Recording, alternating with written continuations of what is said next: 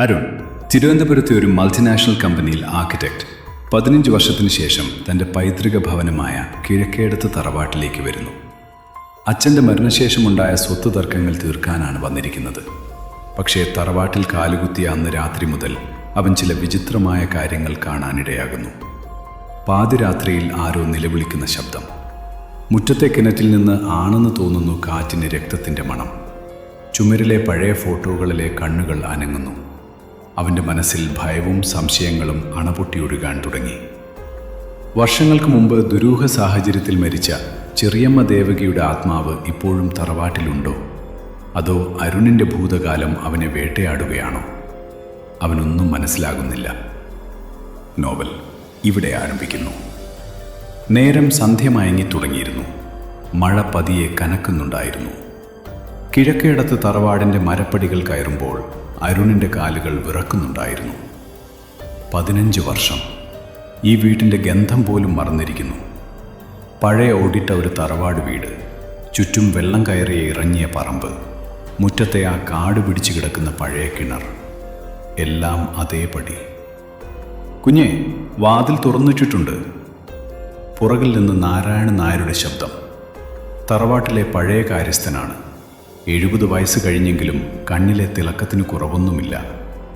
അരുൺ വാതിൽ പതുക്കെ തള്ളി തുറന്നു. അകത്തേക്ക് അടിച്ചു കയറിയ കാറ്റിൽ നിലവിളക്കിൻ്റെ നാളം ഒന്ന് ആടി. ചുവരിൽ തൂക്കിയിട്ടിരുന്ന പഴയ ഫോട്ടോകളിൽ ആകെ പൊടി പിടിച്ചിരിക്കുന്നു. അതിലവൻ്റെ മുത്തച്ഛൻ, മുത്തശ്ശി, അച്ഛൻ, പിന്നെ ദേവകി ചെറിയമ്മ. ഫോട്ടോയിൽ ചെറിയമ്മ ചിരിക്കുന്നു. പക്ഷേ ആ കണ്ണുകൾ, അരുണിനൊരു നിമിഷം ആ കണ്ണുകൾ തന്നെ തന്നെ നോക്കുന്നുണ്ടെന്ന് തോന്നി. ചെറിയമ്മ എങ്ങനെയാ മരിച്ചത്? അരുൺ ചോദിച്ചു. ചെറുപ്പത്തിൽ അമ്മ പറഞ്ഞു തന്ന കഥകൾ മാത്രമേ ഓർമ്മയുള്ളൂ. നാരായണൻ നായർ ഒന്ന് നിശബ്ദനായി. പിന്നെ പതുക്കെ പറഞ്ഞു, ആ കിണറ്റിൽ വീണാണ് തമ്പുരാട്ടി മരിച്ചത്. പക്ഷേ കുഞ്ഞെ, ചില മരണങ്ങൾ മരണമല്ല, അവ ചില ചോദ്യങ്ങളാണ്. അന്ന് രാത്രി ഏകദേശം 2 മണിയായി കാണും. അരുൺ ഞെട്ടി ഉണർന്നത് ഒരു നിലവിളി കേട്ടാണ്. ഒരു സ്ത്രീയുടെ നിലവിളി. മുറ്റത്തെ കിണറ്റിൽ നിന്നാണ്. ജനലിലൂടെ പുറത്തേക്ക് നോക്കിയപ്പോൾ മുറ്റം ശൂന്യം. പക്ഷേ മഴയിൽ കിണറിൻ്റെ വക്കിൽ ആരോ നിൽക്കുന്നതായി അവന് തോന്നി. വെള്ള സാരി, അഴിച്ചിട്ട മുടി. അവനൊന്നുകൂടെ സൂക്ഷിച്ചു നോക്കി. ദേവകി ചെറിയമ്മ. അരുണിന് തൻ്റെ രക്തം മരവിച്ചു പോകുന്നത് പോലെ തോന്നി. കാരണം ദേവകി ചെറിയമ്മ മരിച്ചിട്ട് 20 വർഷം കഴിഞ്ഞിരുന്നു. കിണറ്റിൽ നിന്ന് പിന്നെയും ആ ശബ്ദം. അരുൺ, നീ എന്തിനാ തിരിച്ചു വന്നത്? നീ ഓർക്കുന്നില്ലേ അന്നത്തെ ആ രാത്രി? പെട്ടെന്ന് ലൈറ്റ് ഓഫായി. ചുറ്റും അതിഭയങ്കരമായ ഇരുട്ട്. പിന്നെ ഒരു അതിശക്തമായ ഒരു മിന്നൽ. ജനലിലൂടെ നോക്കുമ്പോൾ മിന്നൽ വെളിച്ചത്തിൽ മുറ്റം ശൂന്യമായിരുന്നു. കിണറിൻ്റെ വക്കത്ത് ആരുമില്ല. വെള്ള സാരിയില്ല, അഴിച്ചിട്ട മുടിയില്ല. മഴ മാത്രം തകർത്തു പെയ്യുന്നു. അരുൺ നന്നേ വിയർത്തിരുന്നു. ഇതൊരു സ്വപ്നമാണോ? അവൻ ഓടി വാതിൽ തുറന്ന് വിളിച്ചു, നാരായണേട്ടാ. മറുപടിയില്ല. തറവാട് മുഴുവൻ നിശബ്ദം. നിലവിളക്കും കെട്ടുപോയിരുന്നു. കയ്യിൽ കിട്ടിയ ടോർച്ച് തെളിച്ച് അവൻ താഴേക്കിറങ്ങി. പടിക്കെട്ടിൻ്റെ അവസാന പടിയിൽ നാരായണൻ നായർ ഇരിപ്പുണ്ടായിരുന്നു, അനങ്ങാതെ. നാരായണേട്ടാ, നിങ്ങൾ കേട്ടില്ലേ ആ നിലവിളി? അരുൺ അയാളുടെ തോളിൽ പിടിച്ചു ഉളുക്കിക്കൊണ്ട് ഭയത്തോട് ചോദിച്ചു. നാരായണൻ നായർ പതുക്കെ പതുക്കെ തല ഉയർത്തി. കണ്ണുകൾ ചുവന്നിരുന്നു. ഞാൻ കേട്ടു കുഞ്ഞേ. 20 വർഷമായിട്ട് എല്ലാ മഴക്കാലത്തും ഞാൻ കേൾക്കുന്നതായി ഈ നിലവിളി. അത് ദേവകി തമ്പുരാട്ടിയാണ്. ഇന്നും മോക്ഷം കിട്ടിയിട്ടില്ല. നാരായണേട്ടാ, എന്താ ഉദ്ദേശിച്ചത്? ചെറിയമ്മ ആത്മഹത്യ ചെയ്തതല്ലേ? ഒരു ചിരി, ദീർഘമായ വറ്റി വരണ്ട ചിരി. ആത്മഹത്യയോ? ആരാ പറഞ്ഞത്? ആ കിണറ്റിൽ ചാടി മരിക്കാൻ മാത്രം പേടിത്തൊണ്ടിയൊന്നും ആയിരുന്നില്ല തമ്പുരാട്ടി. അവളെ. പെട്ടെന്ന് മുകളിൽ നിന്നൊരു ശബ്ദം. പടപടാന്ന് ഓടുന്ന കാലടി ശബ്ദം. ആരോ അരുണിൻ്റെ മുറിയിലുണ്ട്. അരുൺ ടോർച്ചുമായി മുകളിലേക്ക് ഓടി. വാതിൽ തുറന്നു കിടക്കുന്നു. അകത്ത് കയറിയപ്പോൾ രൂക്ഷമായ ഒരു മണം മൂക്കിലേക്ക് അടിച്ചു കയറി. രക്തത്തിൻ്റെ മണം. ചന്ദനത്തിരിയുടെയും വാടിയ മുല്ലപ്പൂവിൻ്റെയും മണം. ദേവകി ചെറിയമ്മയുടെ മണം. മേശപ്പുറത്തൊരു ഡയറി ഇരിക്കുന്നു. ഒരു പഴയ തുകൽ കവർ കൊണ്ട് പൊതിഞ്ഞിരിക്കുന്നു. അരുൺ ഇതിനു മുൻപ് ആ ഡയറി കണ്ടിട്ടില്ല. അവൻ വിറയ്ക്കുന്ന കൈകളോടെ ആ ഡയറി തുറന്നു. ആദ്യ പേജിൽ ചോര കൊണ്ടെഴുതിയ പോലെ: അരുൺ, നീ വരുമെന്ന് എനിക്കറിയാമായിരുന്നു. നീ മറന്നുപോയ ആ രാത്രിയുടെ സത്യം ഞാൻ പറഞ്ഞുതരാം. 1990 ഓഗസ്റ്റ് 14. നിനക്ക് ഓർമ്മയുണ്ടോ? അരുണിൻ്റെ ഉള്ളൊന്ന് കാളി. കാരണം അന്നാണ് അവൻ അവസാനമായി ഈ തറവാട്ടിൽ വന്നത്. അന്ന് അവന് 10 വയസ്സ്. അന്നത്തെ ആ രാത്രിക്ക് ശേഷം അച്ഛൻ അവനെ പിടിച്ചുകൊണ്ട് കൊച്ചിക്ക് പോയിരുന്നു. പിന്നീട് ഒരിക്കലും തിരിച്ചു വന്നിട്ടില്ല. എന്താണ് അന്ന് സംഭവിച്ചത്? എന്തുകൊണ്ട് അച്ഛൻ ആ രാത്രിയെക്കുറിച്ച് ഒരക്ഷരം പിന്നീട് മിണ്ടിയില്ല? പെട്ടെന്ന് അവൻ്റെ മനസ്സിൽ ആ ചോദ്യം ഉദിച്ചു. ഡയറിയുടെ അടുത്ത പേജ് മറിച്ചപ്പോൾ അതിലൊരു ഫോട്ടോ ഒട്ടിച്ചു വച്ചിരിക്കുന്നു. 10 വയസ്സുള്ള അരുൺ കയ്യിലൊരു കത്തിയുമായി നിൽക്കുന്നു. കത്തിയിൽ ചോര. അവൻ്റെ പുറകിൽ കിണർ. കിണറിൻ്റെ വക്കിൽ വീണ് കിടക്കുന്ന ഒരാൾ. പെട്ടെന്ന് അരുണിൻ്റെ കയ്യിൽ നിന്ന് ഡയറി താഴെ വീണു. താഴെ നിന്ന് നാരായണൻ നായരുടെ ശബ്ദമുയർന്നു: കുഞ്ഞെ, ഡയറി കിട്ടിയോ? ഇനി ഓടി രക്ഷപ്പെടാൻ നോക്ക്. പെട്ടെന്നൊരു മിന്നൽ. അരുൺ പുറത്തേക്ക് നോക്കി. ജനലിലൂടെ ഒരു പേടിപ്പെടുത്തുന്ന കാഴ്ച അവൻ കണ്ടു. കിണറ്റിൽ നിന്ന് ഒരു കൈ പൊന്തി വരുന്നു. വെളുത്ത, ചീഞ്ഞു തുടങ്ങിയ ഒരു കൈ. അരുണിനെ മാടി വിളിക്കുന്നു: അരുൺ, ഇങ്ങു വാ, നീ പൂർത്തിയാക്കിയില്ലല്ലോ. അവൻ ടോർച്ചടിച്ച് ഒന്നുകൂടെ നോക്കി. ഇല്ല, ഒന്നും കാണുന്നില്ല. അവന് തോന്നിയതായിരുന്നു. ഡയറി തുറന്നു വെച്ചിട്ട് അരുൺ തറയിലിരുന്നു. ടോർച്ചിൻ്റെ വെളിച്ചം പേജിൽ വീണപ്പോൾ എഴുത്തുകൾ തിളങ്ങി. മഷിയല്ല, ഉണങ്ങിയ ചോര. അവൻ ആ ഡയറി വായിക്കാൻ തുടങ്ങി. ഓഗസ്റ്റ് 14, 1990. ഇന്ന് അമാവാസി. ഇന്ന് രാത്രി തീരുമാനിക്കും കിഴക്കേടത്ത് തറവാട് ആർക്കുള്ളതാണെന്ന്. അരുണിൻ്റെ കണ്ണുകൾ വരികൾക്കിടയിലൂടെ അതിവേഗം ചലിച്ചുകൊണ്ടിരുന്നു. ദേവകി ചെറിയമ്മയുടെ കൈയക്ഷരം. വടിവൊത്ത അക്ഷരങ്ങൾ അവസാന പേജുകളിൽ വല്ലാതെ വിറച്ചിരുന്നു എന്ന് അവന് തോന്നി. കാർത്തിയായനി ഏടത്തി പറഞ്ഞു, ബലി വേണമെന്ന്. കുടുംബം നിലനിൽക്കണമെങ്കിൽ ഒരാളുടെ ചോര കിണറ്റിൽ വീഴണം. അവർ അരുണിനെ തിരഞ്ഞെടുത്തു. 10 വയസ്സുള്ള പിഞ്ചുകുഞ്ഞിനെ. ഞാൻ സമ്മതിച്ചില്ല. അച്ഛനോട് പറഞ്ഞു. അച്ഛൻ എന്നെ മുറിയിൽ പൂട്ടിയിട്ടു. അവൻ അടുത്ത പേജ് മറിച്ചു. രാത്രി 11 മണിയായിരിക്കുന്നു. അവർ അരുണിനെ കൊണ്ടുപോയി. മുറ്റത്ത് പൂജ നടക്കുന്നു. കാർത്തിയായനി ഏടത്തിയുടെ കയ്യിൽ വലിയൊരു കറിക്കത്തി. ഞാൻ ജനൽ ചാടി ഓടി. കിണറ്റിൻ്റെ അടുത്തെത്തിയപ്പോൾ നല്ല മഴ. പേടിപ്പെടുത്തുന്ന തരത്തിലിടി. മുറ്റത്ത് പന്തം കത്തി നിൽക്കുന്നു. കാർത്തിയായനി വല്യമ്മ, അച്ഛൻ്റെ മൂത്ത ചേച്ചി ചുവന്ന സാരി ഉടുത്തു നിൽക്കുന്നു. കയ്യിൽ കത്തി. അവരുടെ മുന്നിൽ മുട്ടുകുത്തി നിൽക്കുന്ന 10 വയസ്സുകാരൻ അരുൺ കരയുന്നു. മോനെ, നീ പേടിക്കേടില്ല. നിന്റെ ചോര കൊണ്ട് തറവാട് രക്ഷപ്പെടും. ദേവിയുടെ അനുഗ്രഹമുണ്ടാകും. വല്യമ്മ പറഞ്ഞു. വേണ്ട, അരുണിനെ തുടരുത്. ചെറിയമ്മ ഓടി വന്നു. അവർ വല്യമ്മയെ തള്ളിമാറ്റി അരുണിനെ കെട്ടിപ്പിടിച്ചു. പിടിവലിക്കിടയിൽ കത്തി തെറിച്ചുപോയി. അരുൺ അത് കയ്യിലെടുത്തു. അരുൺ ഞെട്ടി ഡയറി അടച്ചു. തല പൊട്ടിപ്പൊളിയുന്ന വേദന. ഞാൻ കൊലപാതകിയാണോ? ഞാൻ ദേവകി ചെറിയമ്മയെ? അല്ല. താഴെ നിന്നൊരു ശബ്ദം. നാരായണൻ നായർ പടികൾ കയറി വരുന്നു. കയ്യിലൊരു പഴയ നിലവിളക്ക്. കുഞ്ഞ് ആരെയും കൊന്നിട്ടില്ല, പക്ഷെ കണ്ടു, എല്ലാം കണ്ടു. അതുകൊണ്ടാ അച്ഛൻ കുഞ്ഞിനെ കൊണ്ടുപോയത്, ഓർമ്മകളെ കുഴിച്ചു മൂടാൻ.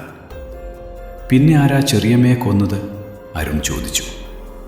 നാരായണൻ നായർ നിലവിളക്ക് മേശപ്പുറത്ത് വെച്ചു. എന്നിട്ട് പറഞ്ഞു, കാർത്തിയായനി തമ്പുരാട്ടി.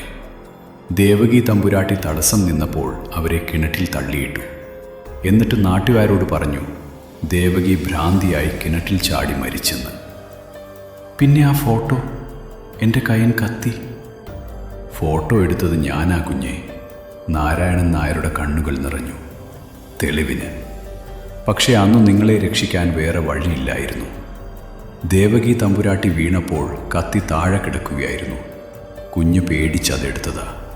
അപ്പോഴാണ് ഞാൻ ഫോട്ടോ എടുത്തത്. അരുൺ തലയിൽ കൈവച്ചിരുന്നു.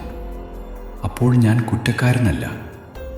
പക്ഷെ പിന്നെ എന്തിനാ ചെറിയമ്മയുടെ പ്രേതം എന്നെ വിളിക്കുന്നത്? പെട്ടെന്ന് ജനലിലൂടെ വീണ്ടും ആ ശബ്ദം. അരുൺ, നീ പൂർത്തിയാക്കിയില്ലല്ലോ പ്രതികാരം. നാരായണൻ നായർ വിറച്ചു. കുഞ്ഞേ, ദേവകി തമ്പുരാട്ടിക്ക് മോക്ഷം കിട്ടിയിട്ടില്ല. അവരുടെ ശരീരം ഇപ്പോഴും ആ കിണറ്റിൽ കിടപ്പുണ്ട്. കാർത്യായനി തമ്പുരാട്ടി മൃതദേഹം പുറത്തെടുക്കാൻ സമ്മതിച്ചില്ല. ആഭിചാരം മുടങ്ങുമെന്ന് പറഞ്ഞു. ആഭിചാരമോ? അതെ, 25 വർഷം കൂടുമ്പോൾ ബലി വേണം. ഇന്ന് അമാവാസി. ഇന്ന് രാത്രി വീണ്ടും ബലി നടക്കും.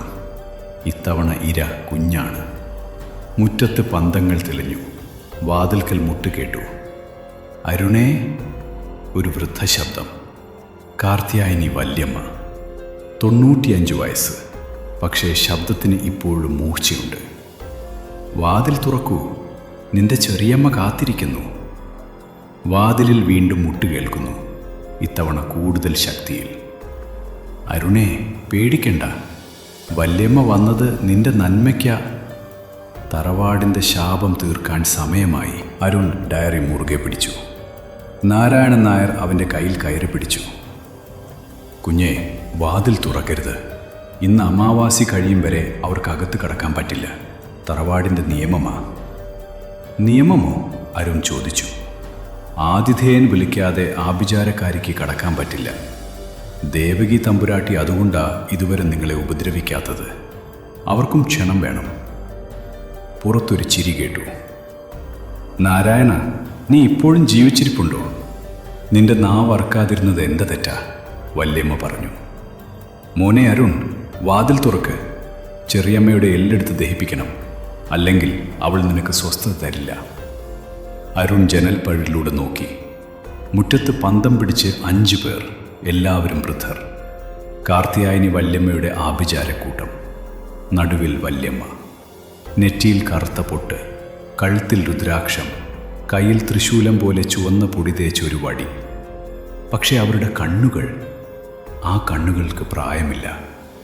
25 വർഷം മുൻപ് കണ്ട അതേ ആർത്തി. കുഞ്ഞെ, ഒരു കാര്യം ചെയ്യാം, നാരായണൻ നായർ പതുക്കെ പറഞ്ഞു. നമ്മൾ കിണറ്റിലിറങ്ങണം. ദേവകി തമ്പുരാട്ടിയുടെ അസ്ഥി എടുക്കണം. അതിനു മുൻപ് അവർക്ക് കിട്ടിയാൽ എന്താ സംഭവിക്കുക? അരുൺ ചോദിച്ചു. അവരാ അസ്ഥി കൊണ്ട് ചുടലഭസ്മമുണ്ടാക്കും. പിന്നെ ഈ തറവാട് എന്തെന്നേക്കുമായി അവരുടെ കയ്യിൽ. നീയും ഞാനും അടിമകൾ. ദേവകി തമ്പുരാട്ടി നരകത്തിൽ കിടന്നു നീറും. അരുൺ വിറച്ചു. പക്ഷെ എങ്ങനെ ഇറങ്ങും അവർ മുറ്റത്ത് നിൽക്കുമ്പോൾ? നാരായണൻ നായർ അടുക്കളയിലേക്ക് കൈ ചൂണ്ടി. രഹസ്യ വഴിയുണ്ട് അടുപ്പിൻ്റെ പുറകിൽ. പഴയകാലത്ത് മാറാരോഗം വന്നാൽ വീട്ടുകാരെ കടത്താനുണ്ടാക്കിയത്. അവർ അടുക്കളയിലേക്ക് ഓടി. പഴയ മണ്ണെണ്ണ അടുപ്പ് നീക്കിയപ്പോൾ താഴെ ഒരു മരം കൊണ്ടുണ്ടാക്കിയ ഒരു മൂടി. തുറന്നപ്പോൾ ഇരുട്ട്, ചെറിയ തുരങ്കം, ചീഞ്ഞ മണ്ണിൻ്റെ മണം. ഇത് നേരെ കിണറ്റിൻ്റെ അടിയിലേക്കാ. നാരായണൻ നായർ ടോർച്ച് തെളിച്ചു. വേഗം! അരുൺ തുരങ്കത്തിലേക്ക് ഇറങ്ങി. പുറകെ നാരായണൻ നായരും. മുകളിൽ വല്യമ്മയുടെ അലർച്ച. അരുൺ, ഒളിച്ചുകളി വേണ്ട. നിന്റെ ചോരയില്ലാതെ ഈ രാത്രി തീരില്ല. തുരങ്കം നനഞ്ഞിരുന്നു. ചുവരിൽ നിന്ന് വെള്ളമിറ്റ് വീഴുന്നു. എവിടെയോ തവള കരയുന്നു. 10 മിനിറ്റ് നടന്നപ്പോൾ തുരങ്കം അവസാനിച്ചു. മുന്നിൽ മുകളിലേക്ക് കൽപ്പടവുകൾ. ഇതാണ് കിണറിൻ്റെ അടിത്തട്ട്, നാരായണൻ നായർ പറഞ്ഞു. അവർ പടികൾ കയറി. മുകളിൽ ചെറിയൊരു അറ, നടുവിൽ വെള്ളം. അരുൺ വെള്ളത്തിൽ ടോർച്ചടിച്ചു. വെള്ളത്തിനടിയിൽ ഒരു അസ്ഥിക്കൂടം, പിന്നെ ഒരു വെള്ളസാരി. നീണ്ട മുടി വെള്ളത്തിൽ പൊങ്ങിക്കിടക്കുന്നു. നെറ്റിയിൽ ഇപ്പോഴും കുങ്കുമമുണ്ട്. ദേവകി ചെറിയമ്മ. തമ്പുരാട്ടി, നാരായണൻ നായർ കൈകൂപ്പി. മാപ്പ്, ഞങ്ങൾ വൈകി. പെട്ടെന്ന് വെള്ളം കലങ്ങി. അസ്ഥിക്കൂടം അനങ്ങി. തലയോട്ടി പതുക്കെ ഉയർന്നു. കൺകുഴികളിൽ നിന്ന് വെള്ളമൊഴുകുന്നു. അരുൺ! ശബ്ദം വെള്ളത്തിനടിയിൽ നിന്ന്. നീ വന്നല്ലോ, ഇനി നീ സാക്ഷി പറയണം. എന്ത് സാക്ഷി ചെറിയമ്മേ? അരുൺ വിറയലോടെ ചോദിച്ചു. ഞാൻ ആത്മഹത്യ ചെയ്തതല്ലെന്ന്, എന്നെ കൊന്നത് കാർത്യായനിയാണെന്ന്, എൻ്റെ മരണം കൊലപാതകമാണെന്ന് നീ ലോകത്തോട് പറയണം. അല്ലെങ്കിൽ എനിക്ക് മോക്ഷമില്ല. ഈ തറവാട്ടിൽ ഇനിയും ചോര വീഴും. മുകളിൽ നിന്ന് വലിയ ശബ്ദം. കിണറിൻ്റെ വക്കത്ത് ആരും എത്തിയിരിക്കുന്നു. നീ അവിടെ തന്നെ ഉണ്ടോടാ ചെക്ക? വല്യമ്മയുടെ അലർച്ച. കിണറ്റിലിറങ്ങിയോ? നന്നായി. രണ്ടുപേരെയും ഒരുമിച്ച് ബലി കൊടുക്കാം. ഒരു പന്തം കിണറ്റിലേക്ക് വീണു. തീയാളി. വെള്ളത്തിൻ്റെ മുകളിൽ മണ്ണെണ്ണ ഒഴുകി നടക്കുന്നുണ്ടായിരുന്നു. നാരായണൻ നായർ അലറി, അവർ കിണർ കത്തിക്കാൻ പോകുന്നു കുഞ്ഞേ, വേഗം അസ്ഥിയെടുക്ക്. അരുൺ വെള്ളത്തിലേക്ക് ചാടി. ദേവകി ചെറിയമ്മയുടെ അസ്ഥിക്കൂടത്തിൽ തൊട്ടപ്പോൾ ഒരു തരിപ്പ്. 1000 ഓർമ്മകൾ മിന്നി. ചെറിയമ്മ അവനെ എടുത്തു കൊഞ്ചിക്കുന്നത്, മിഠായി തരുന്നത്, എൻ്റെ പൊന്നുമോനെ ആരും തൊടില്ല എന്ന് പറയുന്നത്. ചെറിയമ്മേ, ഞാൻ സാക്ഷി പറയും. അരുൺ അലറി. നിങ്ങളെ കൊന്നവളെ ഞാൻ നിയമത്തിന് മുന്നിൽ കൊണ്ടുവരും. ആ നിമിഷം കിണറിനുള്ളിൽ വലിയൊരു കാറ്റ് ആഞ്ഞടിച്ചു. മുകളിൽ നിന്ന് നിലവിളികൾ. എൻ്റെ കണ്ണ്, എൻ്റെ കണ്ണ്! വല്യമ്മയുടെ നിലവിളി. കിണറ്റിൻ്റെ വക്കത്ത് ദേവകി ചെറിയമ്മ നിൽക്കുന്നു. വെള്ളസാരി, അഴിച്ചിട്ട മുടി. പക്ഷെ ഇത്തവണ പേടിയില്ല, ദേഷ്യം മാത്രം. 25 വർഷത്തെ ദേഷ്യം. ചേച്ചി! ഇടിമുഴക്കം പോലുള്ള ശബ്ദത്തിൽ അവർ പറഞ്ഞു. കണക്ക് തീർക്കാൻ സമയമായി. കാർത്യായനി വല്യമ്മ 2 അടി പിന്നോട്ട് മാറി. കയ്യിലെ തൃശൂലവടി വിറച്ചു. നീ എങ്ങനെ പുറത്തു വന്നു? മന്ത്രക്കെട്ട് പൊട്ടിക്കാൻ പറ്റില്ല. പൊട്ടിക്കാൻ ആരും വേണ്ട ചേച്ചി. ദേവകിയുടെ ശബ്ദം കിണറ്റിനുള്ളിൽ പ്രതിധ്വനിച്ചു. ആ സത്യം ആരെങ്കിലും പറഞ്ഞാൽ മതി. അരുൺ സത്യം പറഞ്ഞു. എൻ്റെ ചെക്കൻ എനിക്ക് വേണ്ടി നിലവിളിച്ചു. അതാണ് മന്ത്രം. കിണറ്റിനടിയിൽ അരുൺ ദേവകിയുടെ തലയോട്ടി നെഞ്ചോട് ചേർത്ത് പിടിച്ചിരുന്നു. ഒരു തണുപ്പ്, പക്ഷേ പേടിയില്ല. ചെറിയമ്മേ, ഞാൻ എന്താ ചെയ്യേണ്ടത്? മുകളിലേക്ക് വാ മോനെ. ഈ തറവാടിൻ്റെ അധികാരം നിന്റെ കയ്യിലാ. നീ പറയുന്നതാണ് ഇനി നിയമം. അരുൺ പടികൾ കയറി മുകളിലെത്തി. നാരായണൻ നായർ പുറകെ. മുറ്റത്ത് 5 വൃദ്ധരും വിറച്ചു നിൽക്കുന്നു. പന്തങ്ങൾ നിലത്ത് കിടന്ന് കെട്ടുപോകാറായിരുന്നു. കാർത്യായനി വല്യമ്മ പെട്ടെന്ന് ചിരിച്ചു. ഭ്രാന്തമായ ചിരി. എടീ ദേവകി, നീ ജയിച്ചെന്ന് കരുതിയോ? 25 വർഷം കൂടുമ്പോൾ ബലി വേണം. ഇന്ന് അമാവാസി. ഇന്ന് ബലി നടന്നില്ലെങ്കിൽ ഈ തറവാട് ഇടിഞ്ഞു വീഴും. നമ്മളെല്ലാം മരിക്കും, നിന്റെ അരുണും. അവർ വടി ഉയർത്തി മന്ത്രം ചൊല്ലാൻ തുടങ്ങി. ആകാശത്ത് ഇടിമുഴങ്ങി. കിണറ്റിലെ വെള്ളം തിളച്ചു പൊന്തി. നിർത്ത്! അരുൺ അലറി. അവൻ ദേവകിയുടെ തലയോട്ടി ഉയർത്തിപ്പിടിച്ചു. ഇനി ഒരു ചോരയും ഈ മണ്ണിൽ വീഴില്ല. ഈ ശാപം ഇന്ന് തീരും. എങ്ങനെ തീർക്കും നീ കൊച്ചുകുഞ്ഞെ? വല്യമ്മ പരിഹസിച്ചു. നിന്റെ ചോര തന്നാലല്ലാതെ ഈ ആഭിചാരം നിൽക്കില്ല. അതെൻ്റെ അച്ഛൻ എഴുതി വെച്ച വിധിയാ. ദേവകി പതുക്കെ മുന്നോട്ട് നടന്നു. അവർ നടക്കുമ്പോൾ നിലം വിറച്ചു. അച്ഛൻ എഴുതിയ വിധിയല്ല ചേച്ചി, നിങ്ങൾ ഉണ്ടാക്കിയ നുണയാ. അച്ഛൻ മരിക്കും മുൻപ് എനിക്ക് സത്യം പറഞ്ഞു തന്നിരുന്നു. അവർ അരുണിൻ്റെ നേരെ തിരിഞ്ഞു. മോനെ, തറവാടിൻ്റെ താക്കോൽ എവിടെ? ഏതു താക്കോൽ? നിന്റെ അച്ഛൻ മരിക്കും മുൻപ് തന്നത്. അരുൺ പോക്കറ്റിൽ കൈയിട്ടു. ഒരു പഴയ പിച്ചള താക്കോൽ. അച്ഛൻ മരിക്കും മുൻപ് അവൻ്റെ കയ്യിൽ വെച്ച് പറഞ്ഞു, ഇത് നിന്റെ അവകാശം. സമയം വരുമ്പോൾ ഉപയോഗിക്കണം. അതെ, ദേവകി തലയാട്ടി. ആ താക്കോൽ കൊണ്ട് പൂജാമുറി തുറക്ക്. അവിടെയാണ് സത്യമിരിക്കുന്നത്. അരുൺ തറവാട്ടിനകത്തേക്ക് ഓടി. വല്യമ്മ പുറകെ ഓടാൻ നോക്കി. പക്ഷെ ദേവകി കൈനീട്ടി. അദൃശ്യമായൊരു ചുമർ വല്യമ്മയെ തടഞ്ഞു. നീ ഇനി ഒരു പടി മുന്നോട്ട് വയ്ക്കില്ല ചേച്ചി. നിന്റെ എല്ലാ കളികളും ഇതോടെ തീർന്നു. പൂജാമുറി വർഷങ്ങളായി അടഞ്ഞുകിടക്കുകയായിരുന്നു.